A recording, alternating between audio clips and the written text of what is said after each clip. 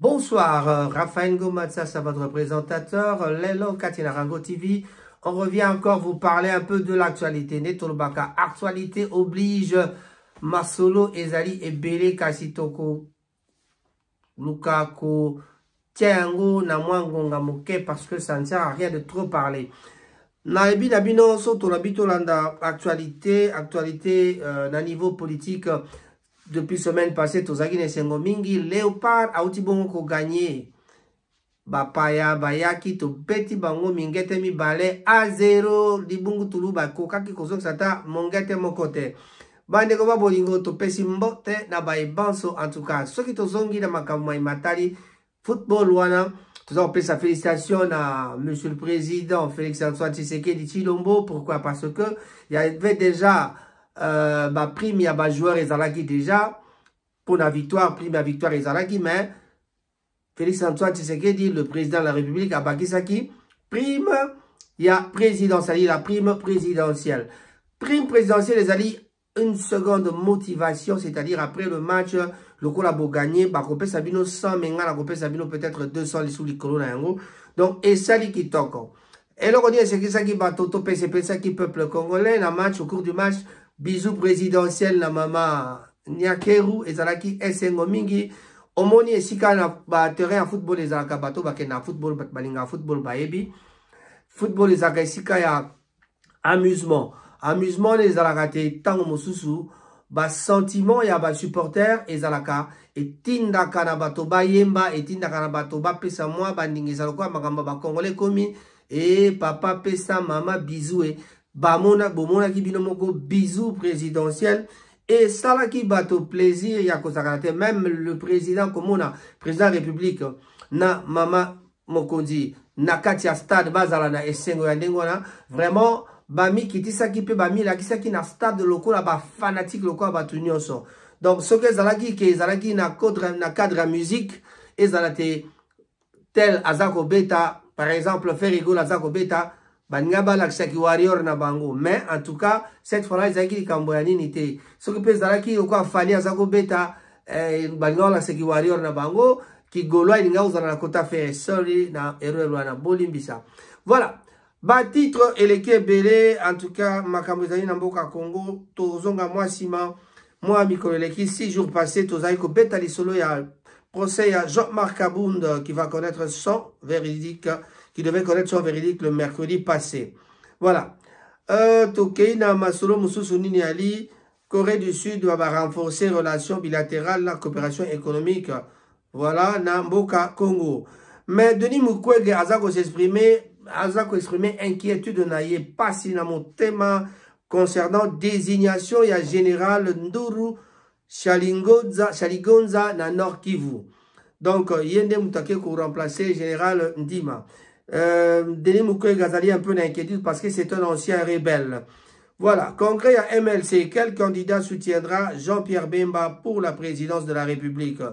Mais tu as vu déjà que Jean-Pierre Bemba est déjà Azamuta Union Sacrée, donc Bata Union Sacrée, Bazaï Bato Oyo Bako soutenir Fati Béton. Voilà, Togolanda Makambo, il y a congrès, il y a Jean-Pierre Bemba, il y a MLC, na Sima Petokoye Basoki. Ekosuka wapi Tolanda yango sima. Na cadre ya Armée Nabiso. Armée Nabiso déjà balbi wana ezali nouvelle moko yali 7 heures passées et zoamite lobite plus de 40 000 jeunes bazali enrôlés na armée. On voit la photo avec vraiment jeunes commis 40 000 enrôlés. Donc quand la tête tokobeta Rwanda parce que Fati Beton ceux qui ont gagné par point en tout cas avant les élections Toyo Kake, Rwanda alali.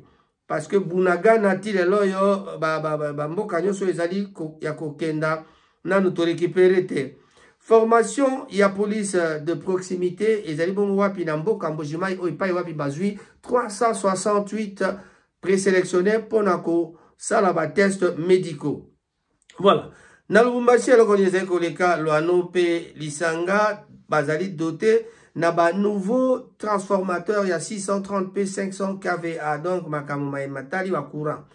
Monter en puissance, il y a FRDC, il faut donc à la RDC une armée de la vision d'un Congo fort et prospère, locomotive de l'Afrique. Donc, voilà, Papa Sylvain Ekenge Alobi.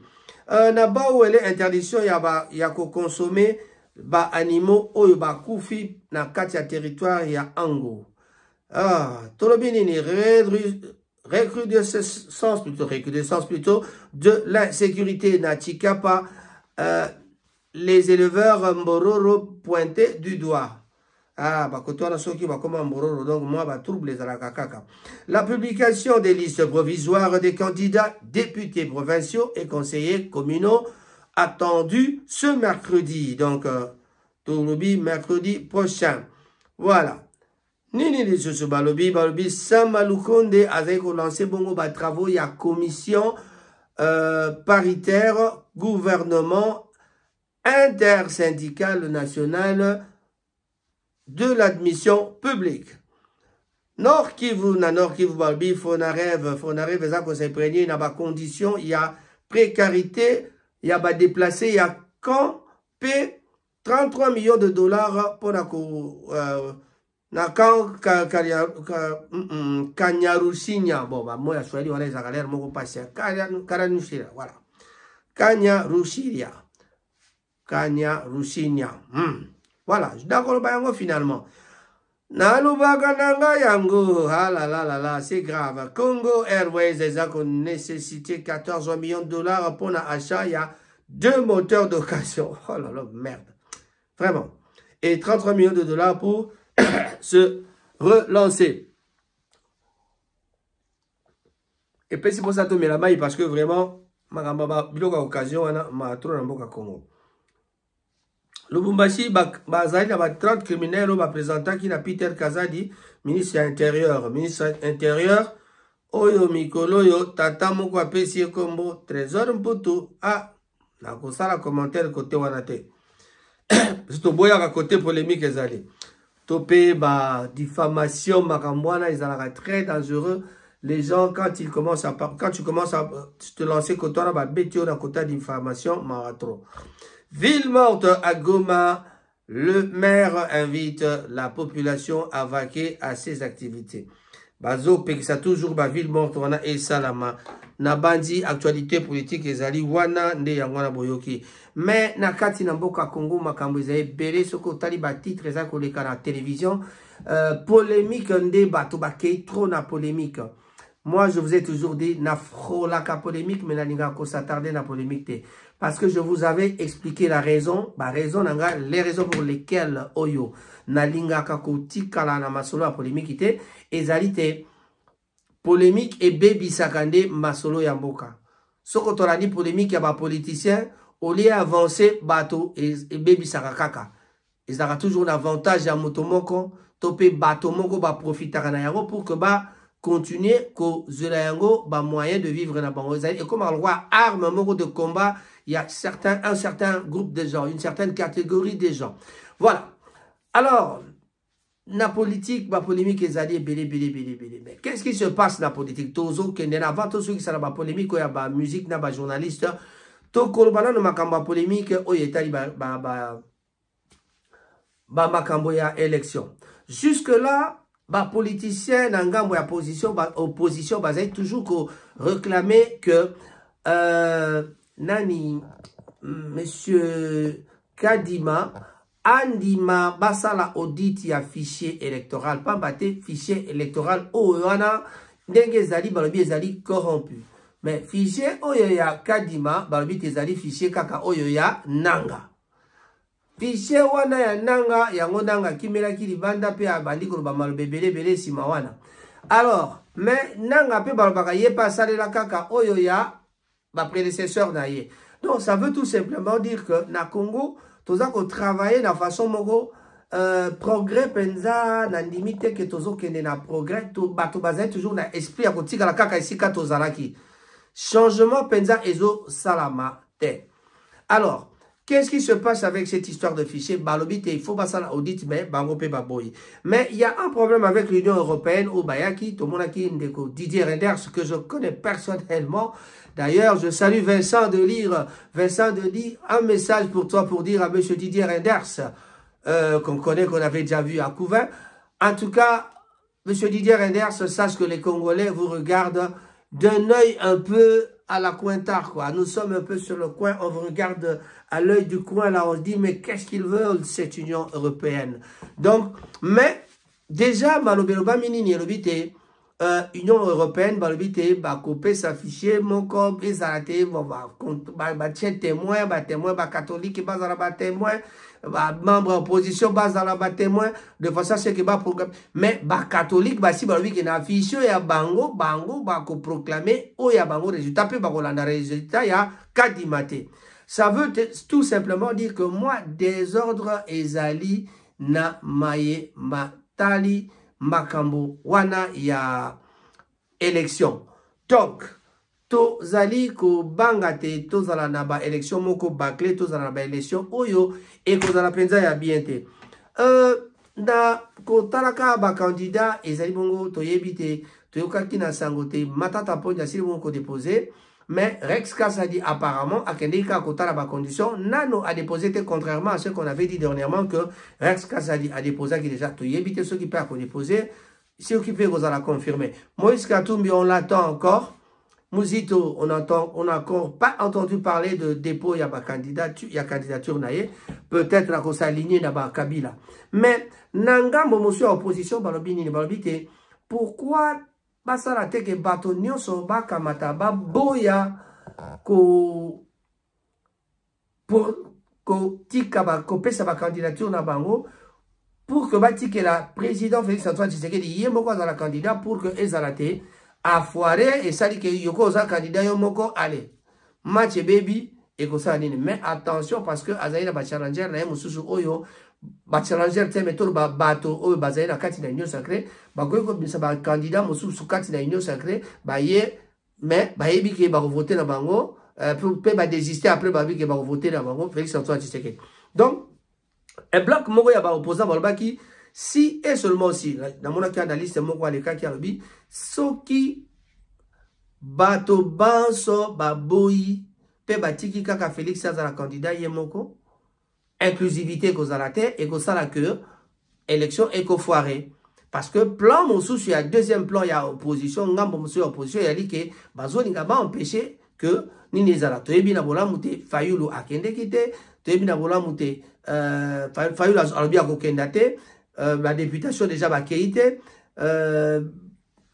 nani côté ngambo ya Kabila pe ba keite tokotala ngambo ya mozito soki kozala ndenge nini e Moïse Katumbi pe lokwa nano keita zaina kosala ba tourner na ye e pa wapi balobi kutazala ki na mbandaka to mona ki ba film balobi piakana be ya Moïse Katumbi e monani na kati na mbandaka mais na mbandaka akutana ki na ba chwa akutana ki na ba imboka bana ba pigme balobi te bakipaka biso te moto atala biso azali te voilà. Tant on a ko ingala lem sona mimo na kata msona komba ka mungala ndenge mama botumba olbai na ngai tena za kwa mungala mais non lingala toyikola kakaka au fil du temps, c'est-à-dire au cours il y a le train donc au cours il y a vie quoi pendant que toujours vivre kana bato na système radio na système ya télévision et c'est un langage oyo bato nyonso ba comprendre, c'est-à-dire pour un langage ya lingala ezala clair et c'est un raté ezala ato mélanger na moi français mais l'accent doit être vraiment à lingala pour que permettre batoba comprendre bien. Pour ce token na balingala oya biso ya banakin l'air moko incompréhension ekotaka parce que bamsupe na baler moko na ba vie na so banalo banganzingi na lonzingi na yonzingi ozanzing onzing zanzing kozing sanzing na nganzingi na lobi na bino banzingi zingi pe zalaka na Kinshasa donc indubil pe zalaka petit na na roboteo petit na na salo mabe ngoto bobo soit mai soit pante. Bon, voilà, mon tola bepok na bango, en tout cas, yanga turbaka, yo mo na classe na mieux zalaka nani. Ngai, bana tiki na pse ba kokolo, ba ki ya diamanga, ba Yves Mampuya, ba zebele, ba Wilson, na boy na utanga batunyoso, to ya utanga na ba kufa, ba Boussa Bernard, il est mort. Bazali belé bakunga ridicule bazali badelo ba musazimi bazali na bandal bazali belé ba masse belé bali wana so na tangi no tata kama chiki na sauter pour no c'est un petit frère quand même azamo na chiki na sauter mais bon Voilà, un bonjour à tout le monde. Pona yango, to kolega siko na likambo. Moi mon kepoto sukisa, ma solo na polémique ya Fally Ipupa na Gauthier Seye. Ah là là là là là là. Qui a raison? Qui dernièrement bautaki na tribunal, balobite Fally Ipupa afundaki Gauthier Seye. Pona nini diffamation, pona nini habite ya construire carrière naye naba mensonge. Kosa leka naba mensonge, mais ya bakseli bango kakipa kan kokolo. Abeti point. Ya la baille, ya lobi bogo souka nanzela. Voilà. So tobi ma Fally ba benga abiso ba warrior parce que tobeti masolo Fally, mais non. Ezali bongo masolo, ezali actualité mo ezali très importante parce que moni masolo oyo ya Fally Ipupa, ça va de la carrière d'un musicien oyo carrière naye et mati makasi na niveau international azoko kenda na niveau national azoko mata. Donc partout azako pesa elengi, partout azako komata se komata na komata quand on est pesi polémique ya Ferre Fally et bandaki na ba makamba ba beta ba stade ba beti ba stade tout le monde ba plein oya beti batuma beti koleka yo bo beti boy muso aya beti mpiaka nabe muso aya beti waze kwa nabe soko nini. Donc masolo ya ba mpiaka na ba solo ba plein ba kolo ba plein ba si ba yebana ba tupe ba sala ba classement ba sali ba classement na bango lokole koma ya ba kan ba tu muso ba sala ba classement boy muso ba sala ba classement boy. Voilà. Donc, wana côté ba plainte yebi ba concurrence, ça c'est normal. Mais le problème est dit que pas wapi boza comme ma polémique et pas wapi toza comme ma polémique wana. Na pesa ka bino exemple ba Inos Bi na ba Fally ba mekaka mekaka ko chaba Inos Bi na nini wana ba laksa bino ka ke Inos azana ye leki par rapport à nini leki te na nini mais na mosala azalaki na azana niveau wanate boke kozwa grand morceau ya Ferre il a le niveau, il a la voix, mais na côté ba œuvre okomela pe mapamba. Donc moto mso akoya komela pe mapamba likolo ya koluka ko sala ko forcer non. Mais ba tupe ba challenge msu bazali lokwa ba Fabregas, ba challenge msu ezali lokwa ba Héritier Watanabe ou Félix Oise quoi. Koffi Olomide est prêtre kuto alongwa na niveau ya ba concurrence parce que aza ko beta ba concert na ye, aza ko célébrer na ndenge asala ka mosala na ye, aza prêtre azai mokolo ba longoli kuto na polémique. Donc ba comme kuto ko tia kuto der moso o mona tanso ba gola so ba nduku misa ba bite. Fera leki batutu, tango so ba leki batutu na ba vie wana o leki bango. Fally pa ya kalobi na numéro 1, tango so baza numéro 1 alobi ke aleki na ba vie wana. Donc polémique est comme Kokoma un peu mabé. Et comme vous en sortez ça mabé.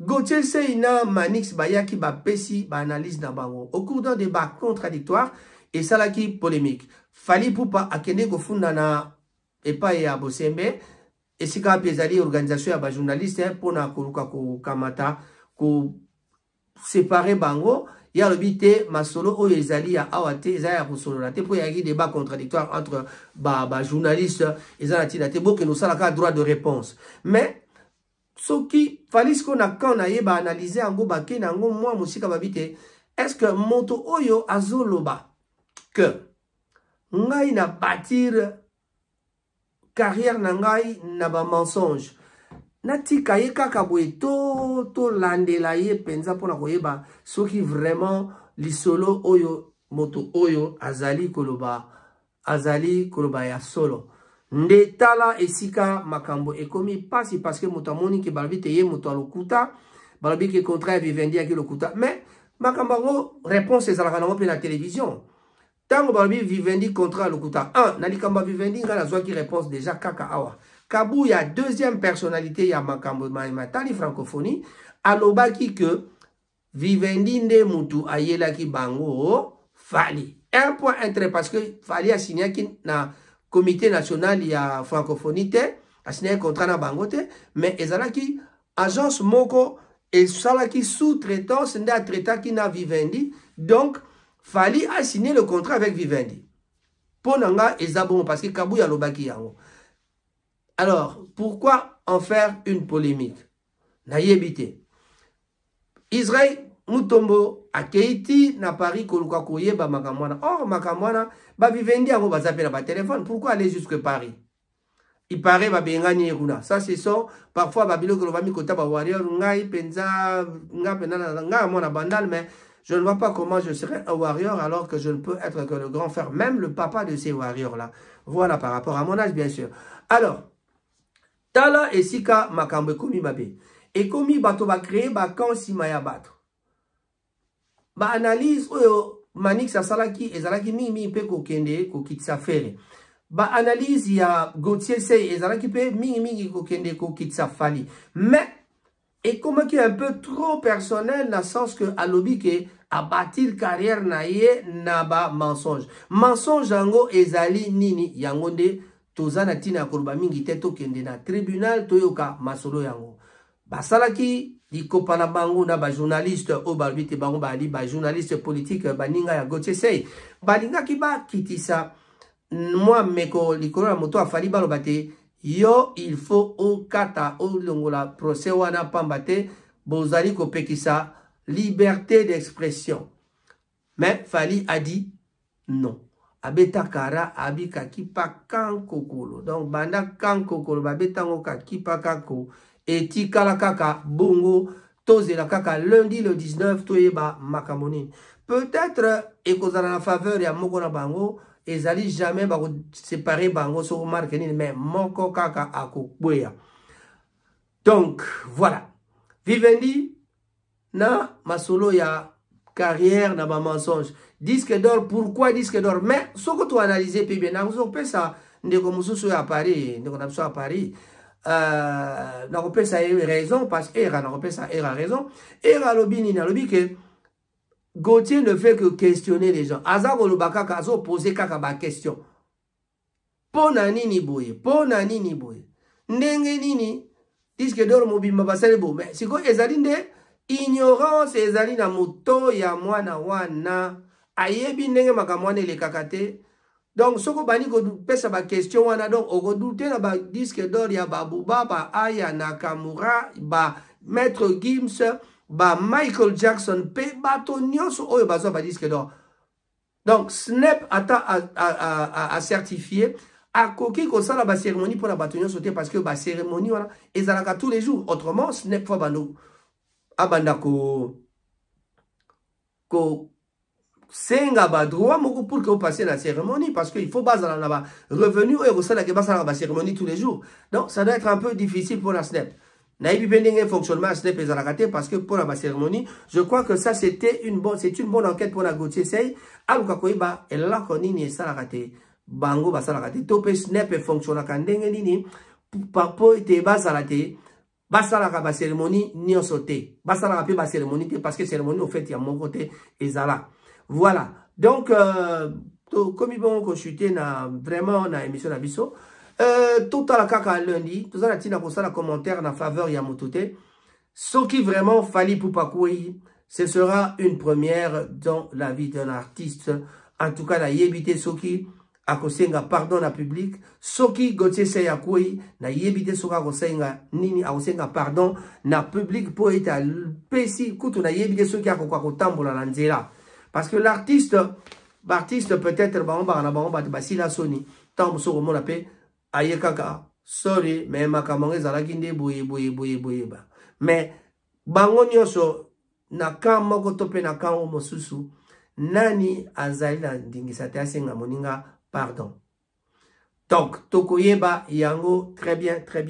En tout cas bandiko babolingo kaka ndenge tolbaka na bino Katina Rango TV to senga kabe eloko moko yalite soki omoni ba image ya Rango TV a yambote olongba yambote obima. En tout cas aimez page na biso neto baka l'air mon na maling la anglais lingalaliser liker partager kabola la moninga, mais o s'abonner pe na suka pour que toko kakoza na makasi ya kosala misala lo lenge lo ngobani pe na ndenge ya bien. Ba tata mama bandeko mbote mingi na bandeko banso esika bovandi balobi TVZ radio te otolobi otokoloba lelo eleka otoloba kilobi na lobi ba tata mama bandeko botika malamu tokei kosukisa na bote na bandeko nyonso bisika bovandi. Mais rendez-vous na tribunal pour na Fally Ipupa na Gauthier Seye.